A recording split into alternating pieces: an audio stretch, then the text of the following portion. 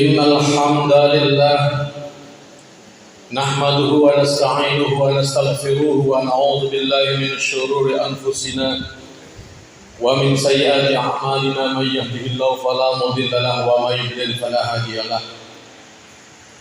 أشهد أن لا إله إلا الله وحده لا شريك له وأشهد أن محمدا عبده ورسوله اللهم صل وسلم على أشرف الأنبياء والمرسلين سيدنا محمد وعلى آله وصحبه أجمعين أما بعد فيا أيها المسلمون أوصيكم وإياي بتقوى الله فقد فاز المتقون واسمعوا ما قال الله تعالى في القرآن الكريم أعوذ بالله من الشيطان الرجيم يا أيها الذين آمنوا اتقوا الله ولتنظر نفس ما قدمت لغد واتقوا الله إن الله خبير بما تعملون صدق الله العظيم. Hadirin jamaah rahimakumullah.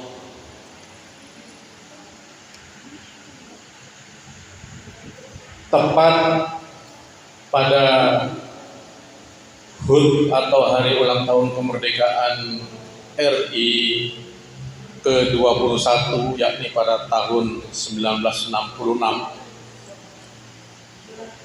Bung Karno pernah menyampaikan pidato yang sangat luar biasa, sangat spektakuler dengan judul Jas Merah,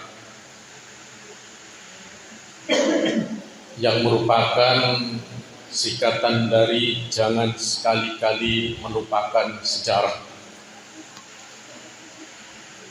Dan pada kesempatan kali ini kami selaku khatib dalam rangka menyambut HUT RI tahun 2023 ingin menyampaikan khutbah yang terinspirasi dari pidato Bung Karno tersebut. Namun kami sedikit panjangkan judulnya, yakni dengan judul Jas Merah Berdasi, yang merupakan singkatan dari jangan sekali-sekali atau jangan sekali-kali melupakan sejarah berbagai dedikasi dan jasa Islam.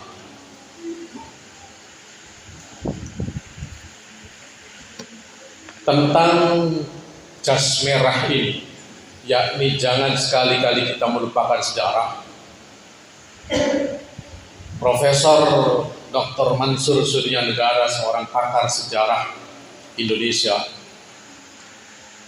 ini pernah menyampaikan bahwa ini identik dengan salah satu ayat Al-Quran yang saya sampaikan tadi, yang terdapat di dalam surat Al-Hasyr ayat 18. Kata Allah, ya ayyuhalladzina amanu taqullah, wahai orang-orang yang beriman, bertakwalah kalian semua kepada Allah. Wal tanzur nafsun ma qaddamat lighadin, dan hendaklah setiap diri kalian mengingat-ingat masa lalu, jangan melupakan sejarah masa lalu. Beliau menafsirkannya seperti itu. Lighadin, untuk apa? Untuk perbaikan masa depan. Wattaqullah, dan bertakwalah kepada Allah. Innallaha khabirum bima ta'malun. Sesungguhnya Allah akan mengabarkan apa saja yang kalian telah kerjakan. Sesuai dengan tema yang kami sampaikan, bahwa kita tentu sebagai umat Islam berharap perjuangan, dedikasi para tokoh-tokoh Islam yang terdahulu sampai sekarang juga jangan sampai dilupakan, baik oleh kalangan umat Islam sendiri yang hidup saat ini, juga oleh kaum-kaum lain yang saudara sebangsa dan setanah air. Karena kalau kita tilik dari sejarah cukup panjang rangkaian tokoh-tokoh Islam, pahlawan-pahlawan Islam yang turut memerdekakan bangsa ini. Bahkan mereka telah berjuang sebelum Indonesia ini lahir. Masih bernama Nusantara. Kita pernah mendengar, ya, karena masuknya penjajahan Barat ke Indonesia itu pada awal abad ke-16. Pada saat itu kerajaan-kerajaan Islam menolak, melakukan perlawanan terhadap mereka. Sebutlah ada kerajaan Malaka, kerajaan Ternate melawan Portugis, bahkan ketika Belanda belum datang ke Indonesia. Kerajaan Banten melawan Belanda. Nama-nama Sultan Ageng Tritayasa dari Kepulauan Banten, Kesultanan Banten maksud saya. Pangeran Antasari di Banjar yang didukung para ulama dan santri. Sultan Agung dari Kerajaan Mataram Islam. Pangeran Diponegoro yang berlangsung antara tahun 1825-1830. Para pemimpin umat Islam melawan bangsa Eropa hingga mampu menewaskan sekitar 8.000-an pasukan penjajah. Selain dipimpin oleh para tokoh dan kerajaan Islam, perlawanan terhadap bangsa penjajah juga dilakukan sendiri oleh para ulama. Baik ia sosok diri dengan keluarganya maupun melibatkan santri-santrinya. Para ulama memimpin perlawanan bersama rakyat Indonesia hingga terbentuk gerakan-gerakan sosial di kawasan Nusantara saat itu. Antara lain Perang Padri di Sumatera Barat yang dipimpin oleh Imam Bonjol.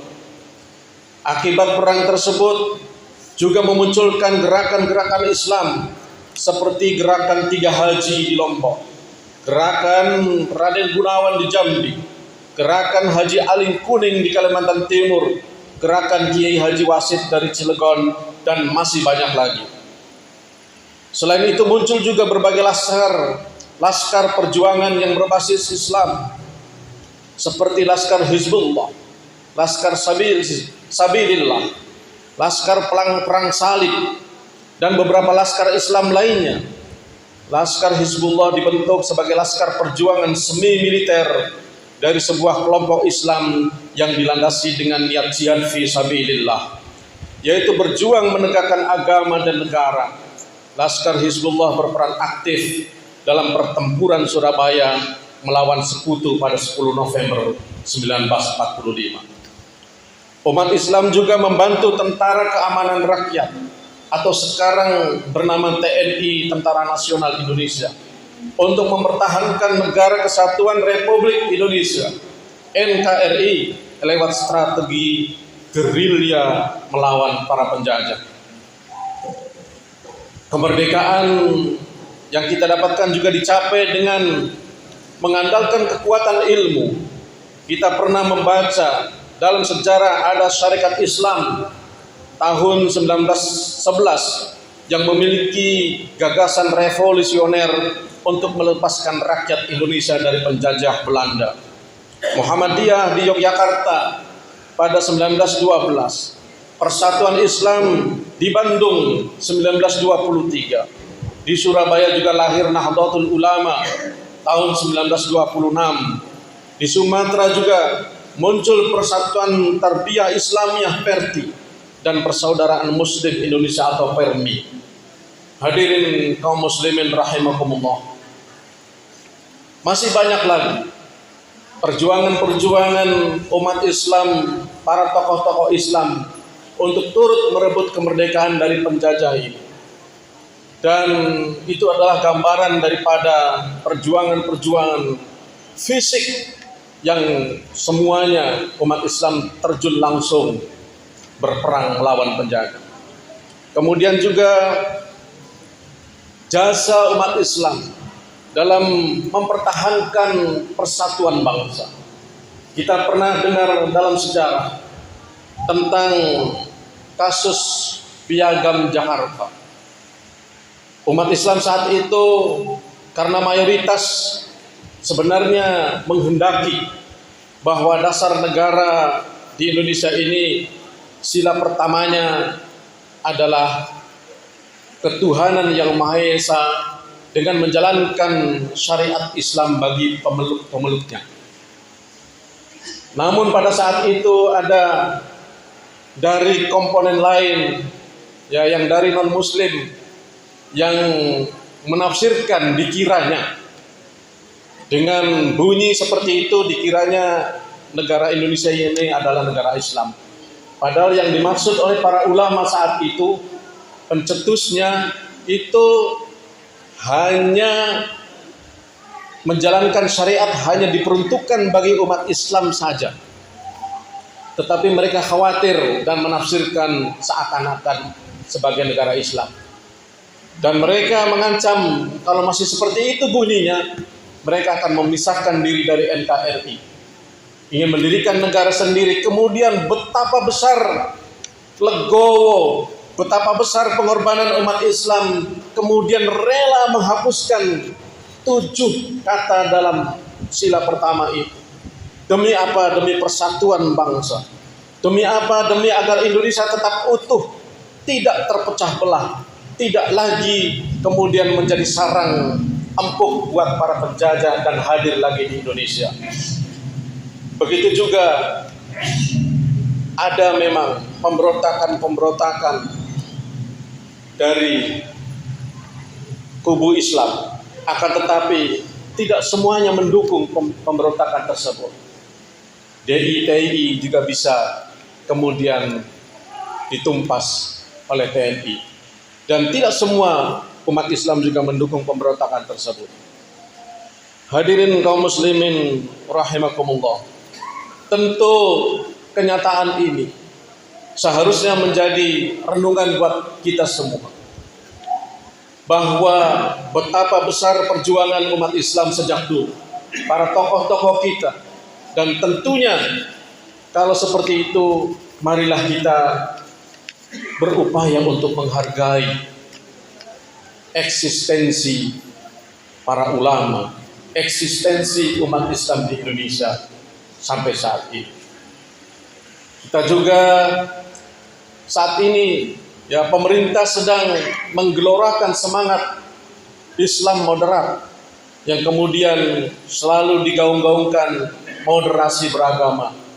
Kita siap dan kita juga setuju bahwa memang umat Islam ini adalah ummatan wasatan, umat yang moderat, umat yang bisa merangkul katakanlah semua manusia, sehingga agar semua manusia memang benar-benar bisa tertarik dengan ajaran kita harus bersikap moderat.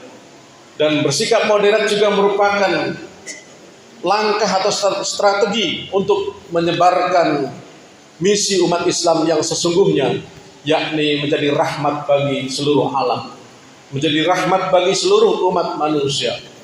Hadirin kaum muslimin rahimakumullah, itulah beberapa sejarah yang perlu terus kita kenang, yang terus perlu kita renungkan bersama. Dan ada satu ayat di dalam surat Ibrahim ayat 6, Allah menyatakan, a'udzubillahi minasyaitonirrajim, wa idh qala Musa liqaumihi dzkuru ni'matallahi 'alaikum idh anjaakum min ali fir'auna yasumunakum su'al 'adzabi yudabbihuna abna'akum wa yastahyuna nisaakum wa fi dzalikum bala'un mir rabbikum 'adzim. Kata Allah, ketika Musa berkata kepada kaumnya, ingatlah kalian atas nikmat-nikmat yang telah Allah berikan kepada kalian, yaitu ketika Allah menyelamatkan kalian dari tentara Fir'aun yang menyiksa kalian dengan siksaan yang pedih, dan menyembelih anak-anak kalian dan mempermalukan istri-istri kalian. Hal tersebut adalah bala yang besar dari Tuhan kalian. Ayat ini kalau kita kaitkan dengan kisah penjajahan yang pernah terjadi di Indonesia, maka sungguh sangat identik sikap kita ketika kita sudah merdeka. Kita bersyukur bahwa kemerdekaan Indonesia ini juga diakui oleh bangsa Indonesia. Bukan hanya umat Islam, tapi seluruh bangsa Indonesia, yakni kemerdekaan kita merupakan rahmat Allah yang Maha Kuasa. Dan itu tercantum di dalam preambul pembukaan Undang-Undang Dasar 1945. Artinya, kalau memang ini merupakan rahmat dari Allah, tentu kita tidak boleh berhenti bersyukur untuk mengisi kemerdekaan ini dengan sebaik-baiknya. Dan ungkapan rasa syukur kita terhadap kemerdekaan ini adalah bagaimana kita mengisi pembangunan, mengisi kemerdekaan dengan upaya-upaya yang terbaik, dengan sikap-sikap yang terbaik. Ketika menjadi pemimpin, jadilah pemimpin yang baik. Ketika menjadi rakyat, jadilah juga rakyat yang baik. Insya Allah kalau semuanya baik, maka baldatun thayyibatun wa rabbun ghafur, negeri bangsa yang thayyib, yang penuh dengan maghfirah Allah, insya Allah dapat kita rasakan bersama. Demikian khutbah kami, mudah-mudahan dapat dipahami oleh kita semua. Mudah-mudahan kita makin cinta kepada tanah air kita yang begitu susah kita raih melalui perjuangan darah, air mata, pemikiran para tokoh-tokoh kita terdahulu. Barakallahu li wa lakum fil Qur'anil azim wa nafa'ani wa iyyakum bima fihi minal ayati wa dzikril hakim wa taqabbal minni wa minkum tilawatahu innahu huwas samiul basir.